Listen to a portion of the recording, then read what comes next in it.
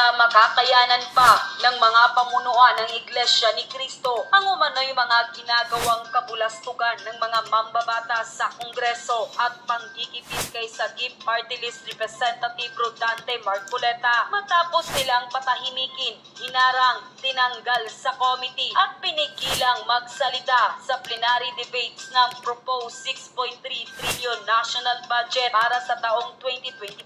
Ayon pa sa inilabas na pahayag online ng ilang mga miyembro ng Iglesia ni Cristo o INC, ay tila walang utang na loob ang Pangulo at ang kanyang administrasyon ngayon. INC po kami, hindi na kami nakapagtiis pa, kaya ngayon magsasalita na kami sa publiko. Sobra na talaga ang ginagawang panggigipit nila kay Kong Marcoleta. Hindi na talaga makatao ang ginagawa ng mga mambabatas, laro pa sa sikat ng araw na pera-pera na lang talaga lahat dyan sa Kongreso. Kung hindi ka nila kaalyado, ay babalikan ka talaga at iipitin ka para lang makuha ang gusto nila. Kaya ngayon, kaming mga taga-INC ay tatandaan namin ang lahat na ginagawa ninyong mga kapulastugan dyan sa Kongreso. Hindi naman kayo dyan forever sa posisyon na yan. Kukupas din kayo dyan. Kaya maraming salamat, Kong Marcoleta. Ikaw lang talaga ang nag-iisang may tapang na humarap sa mga buhayang galit sa pera at kapangyarihan. Kaming mga INC member ay tahimik lang at nagmamasira na talaga ang pagigipit nila kay Marcoleta. Dahil lang bang kinontra sila at di makaporma sa kanilang mga hearing dahil si Marcoleta lang ang nag-iisang congressman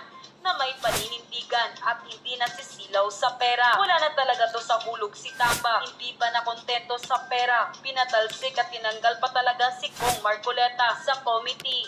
Iba na talaga tong Kongreso. Pag hindi kaalyado, tanggal agad. Tatandaan namin lahat ng mga INC ang ginagawa niyong panggugupit at pagnanakaw ng pera ng taong bayan dyan sa Kongreso. May hangganan din ang lahat ng yan. Anko, matatandaan ng 2016 ay binuhat siya ng Iglesia ni Cristo bilang Vice Presidente ni dating Pangulong Duterte at maging itong nasabing 2022 election ay binuhat din siya ng Iglesia ni Cristo dahil nga number 1 sa mga iglesia ang nasabing unity o pagkakaisa na siyang naging plataforma naman ni Vice President Sara Duterte at ng Pangulong Marcos Jr. nung kasagsagan pa ng eleksyon 2022.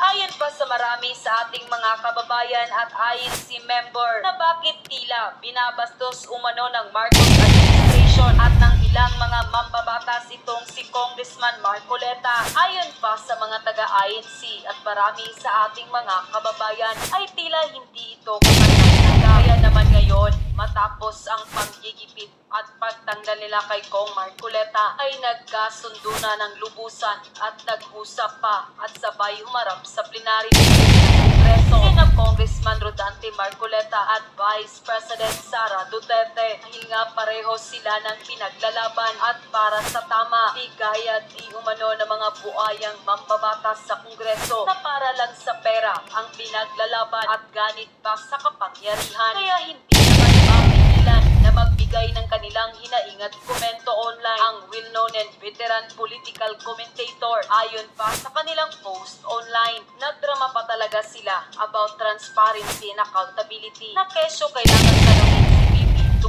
Naaalala mo ba ang panganib ng diabetes? Meron kaming simpleng at walang sakit na solusyon. Drama pa talaga sila about... So ako talagang saludo kay Congressman Marcoleta. Nakakatuwang panoorin yung pagdepensa niya kay VP Sara. Kasi sinisingle out siya. Yung halos hindi makasagot si Madam Chair, si Congresswoman Kimbo, yung time-honored tradition ng Kongreso na yung budget ng Office of the President, Office of the Vice President, ano na lang yan, ilang minutes lang yan, pasado na. Yun po yung tradisyon ng Kongreso. So, napakaganda yung interpellation ni Congressman Marcoleta na bakit pinapatagal, bakit hindi na ino-honor yung tradisyon na yun.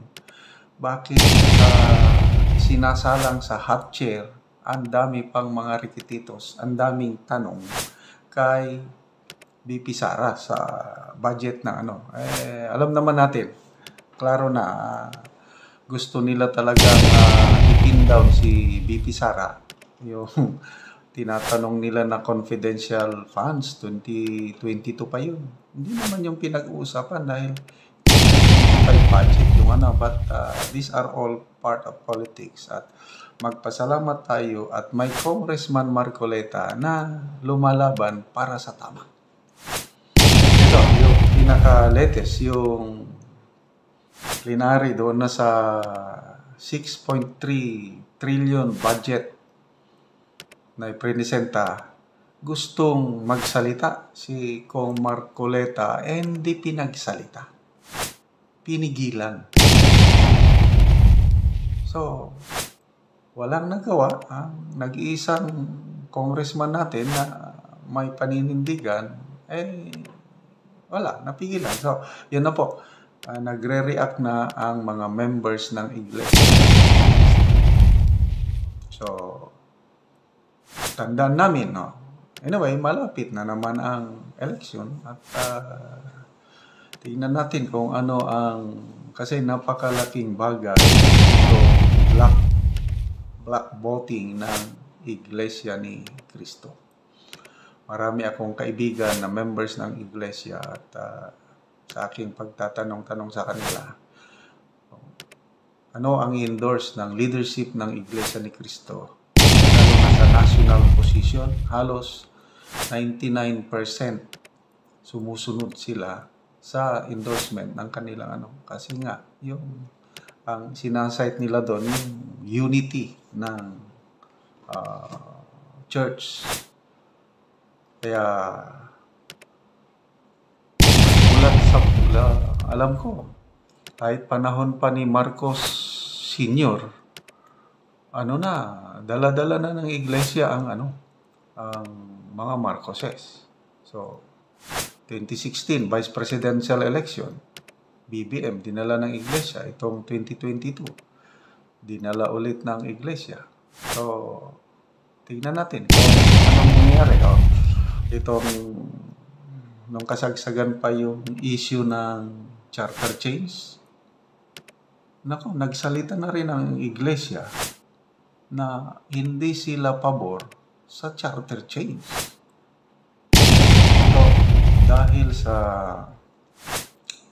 resistance ng iba't ibang sectors ng society, Roman Catholic, Protestant, Evangelical, ito na iglesia, and then iba't ibang sektor ng society, ayun, tumating ang kanilang charter change. I don't know kung kailan ulit nila ibabalik, kung ibabalik sila, but again, sana meron pang may dagdag kagaya ni Congressman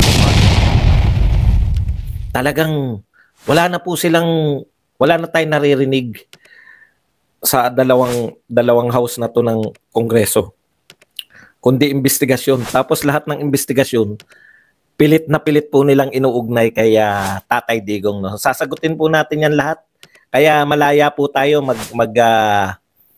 magbabasa po ako ng mga ng mga habang nagdi-discuss tayo, magtitingin-tingin ako diyan para makapag-share din kayo ng mga pananaw niyo sa buhay. Alam niyo, parang kung seseryosohin natin nagaganap, no? Habang tayo po ay palubog ng palubog sa utang, no? Ang dami pong issue, daming nawawalang pera, bilyon-bilyon. Kinakahon tayo ng media, kasabwat po media rito eh.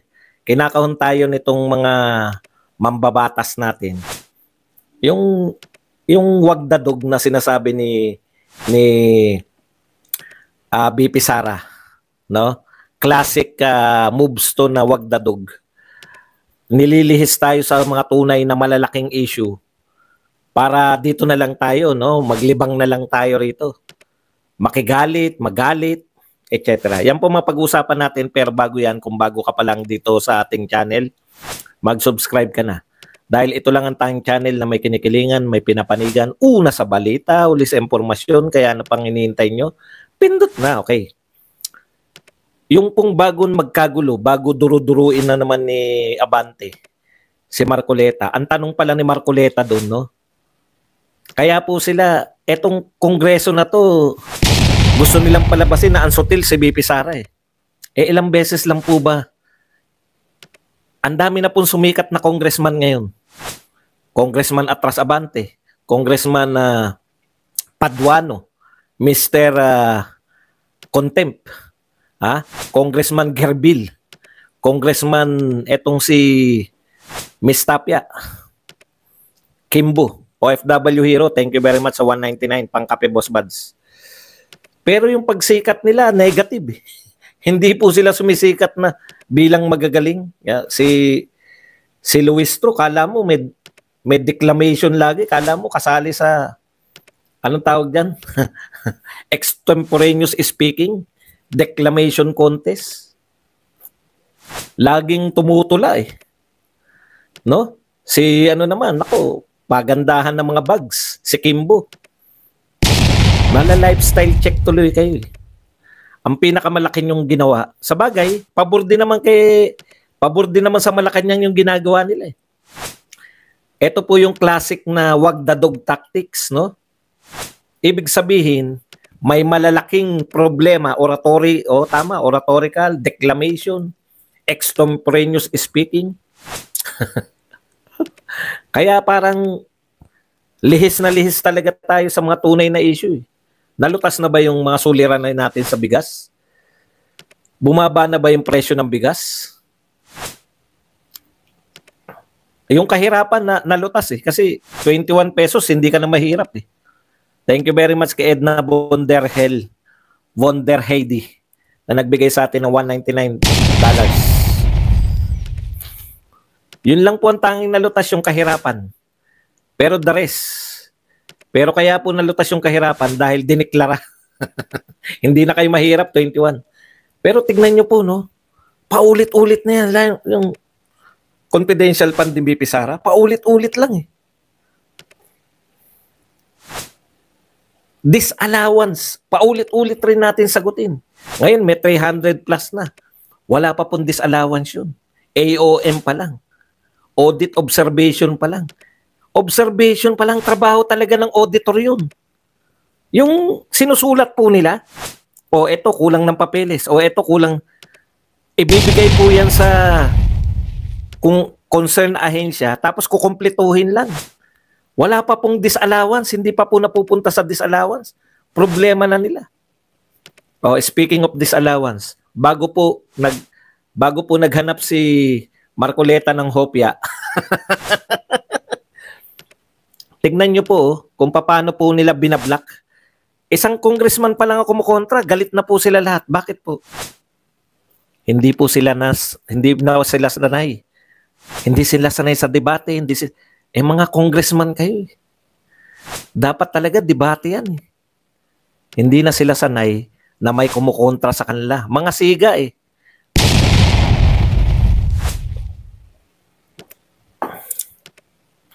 Lahat ng haharap. Halos lahat po yata ng humarap, kinontempt nila eh. Okay, dito muna tayo. No? Ang tanong ni Marcoleta, para malinaw lang sa lahat. Kasi sinisentruhan nila yung disallowance eh. Pinasasan niyang confidential. Confidential yan. Lihim yan.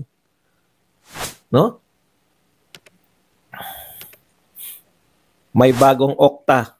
Naniniwala ka ba, Nelson? Hindi kami naniniwala dito sa Okta Arts. Yan yung problema mo, Nelson eh. Naniniwala ka sa Okta Arts eh.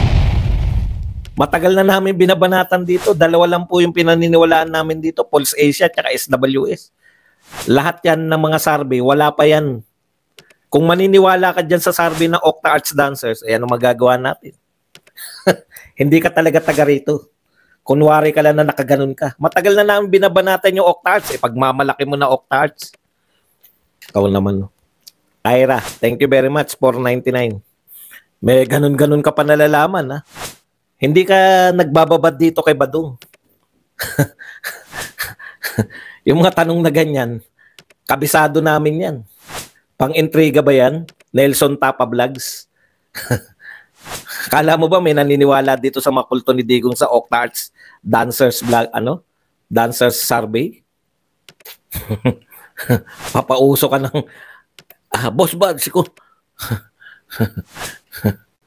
Okay. Punta na po tayo rito sa yung mga paniniwalaan nyo, survey na totoo. Hindi yung Octarts. Tagal-tagal na nagpapaikot niya ng Octarts. Biruin mo lahat ng survey. Mataas si BP tsaka kulelat yung magpinsan pagdating sa Octarts Octarts Dancers lang yun dati. Nagtayo na ng survey company. Okay. Balik po tayo rito, no? Ang tanong po ni Marcoleta ilan pong ahensya yung mayroong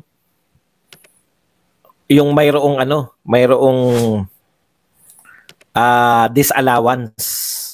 Kasi parang ang pinalalabas nila, OBP lang yung may disallowance Di ba?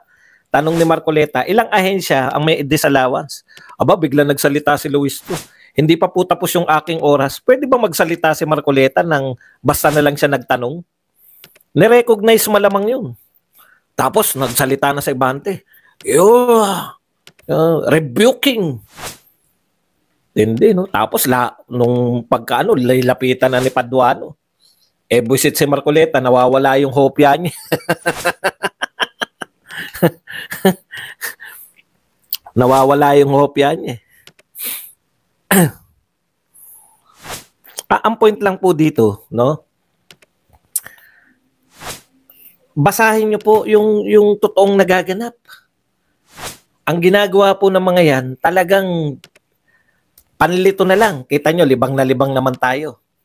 Libang na libang tayo sa mga antics Pinanunood talaga na natin sila Paduano. Kailan kaya iko-contempt ni Paduano yan?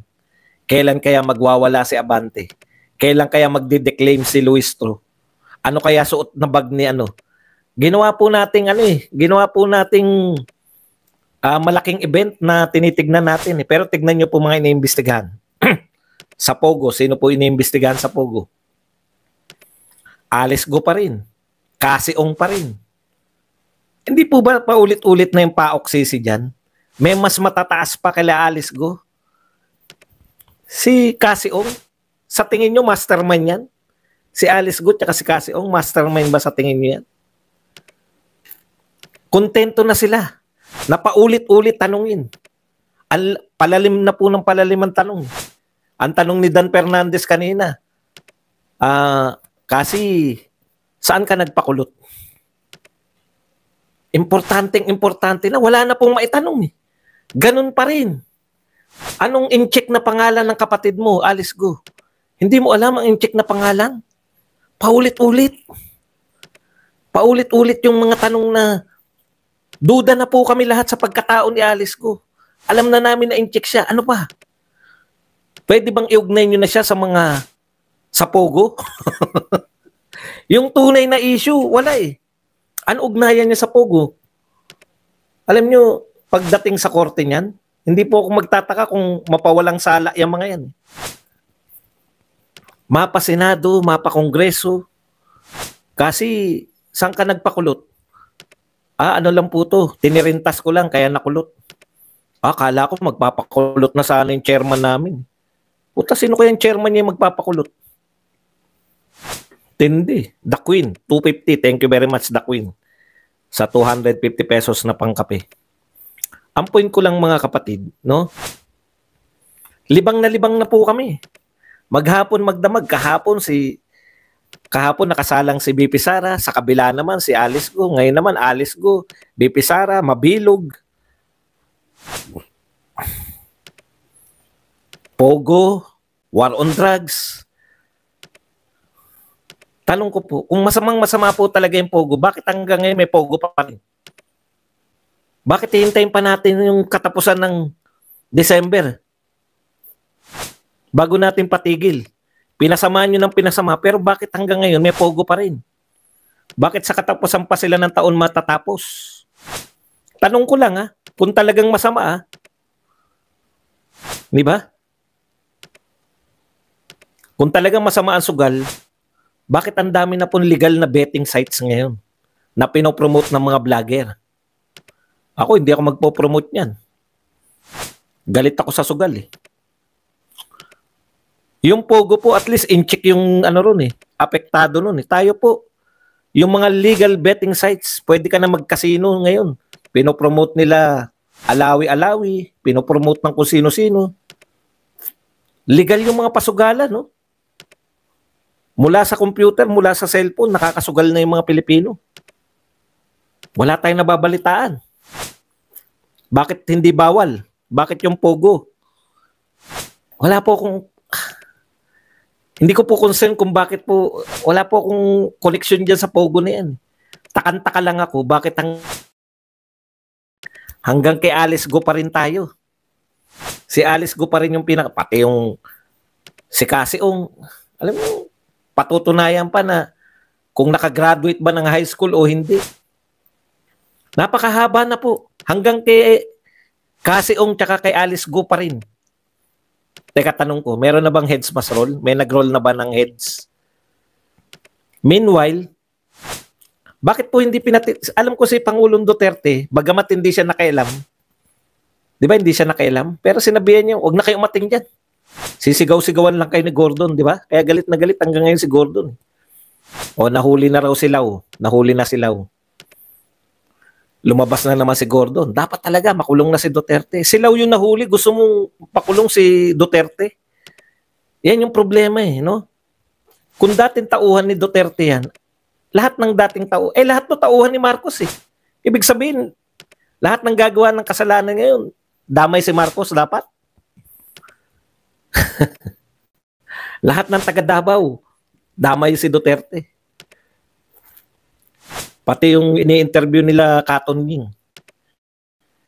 Anong pangalan nun? Stone? Anong pangalan ng babae niyo? Nakikinabang din daw sa mga chiching ni Kibuloy si Duterte. Ha? Mga never heard ng akusasyon ni Arlene Stone. Damay na, nakikitikim din daw. Nakikitikim? Si Duterte? Talaga?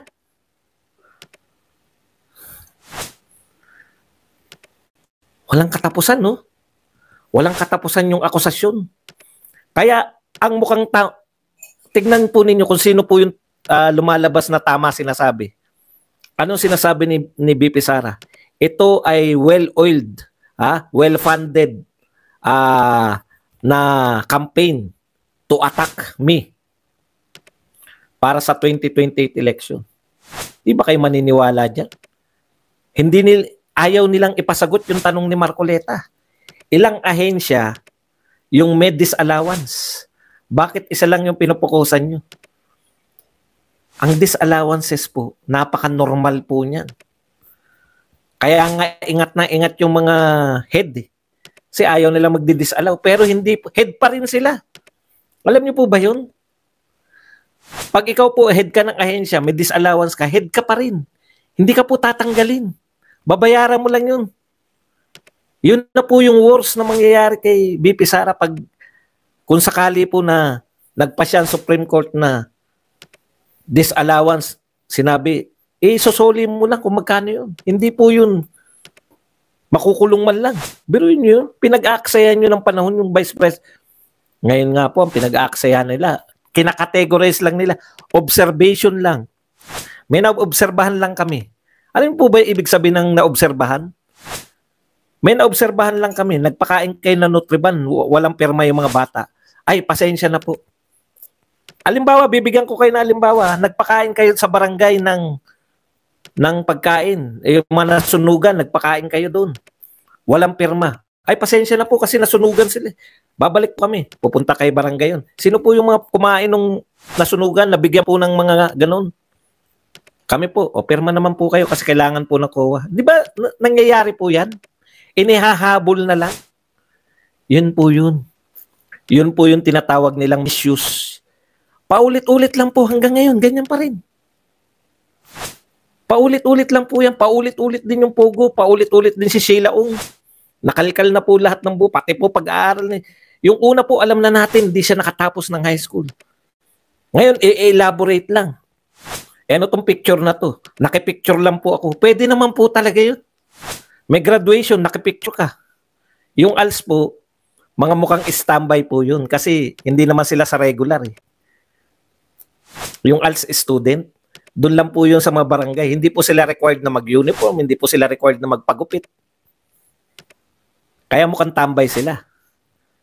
Eh kung tropa ni Kasiong yung mga yun, di nagpa-picture siya. Ano po issue ron? Nalilibang lang tayo lahat kasi pati yung pagkakakulot ni Kasiong, natatalakay na natin. Gusto nilang libangin tayo eh. Wag the dog tactics po yan eh. May mga nagaganap po para hindi na natin silipin. Bakit nga nakulot si... Yun ang mahiwagang tanong. Bakit nga naman nakulot si Kasiong? Siguro may nagpatakas dyan. Aabalahin na tayo. Paano nakatakas si Alice Go? Siguro may mga kasabwat. Pero yung tunay na issue po, na binabato ni Herrera, yung tunay na issue po na sinasabi ni Herrera na, Congressman Herrera, mayroong bilyon, daang bilyon na savings, nasa napunta. Bakit walang report? Yung report ng DepEd, may report. May mga kulang lang ng papeles. Binusisi. Eto po, walang report. May budget. Hindi na alam kung hindi sinabi ni Herrera, wala po tayong kamalay-malay. Daang bilyon po to. Saan po napunta yung mga savings na yan? Noong 2023. Natatandaan ko yan dahil government employee kami. Nung panahon ni Pinoy, yung savings, kunwari savings ng mga ahensya, pag maraming savings, mas malaki yung magiging magiging extra bonus. Eh kay Duterte, hindi na. Nagkaroon na, 14-month na eh.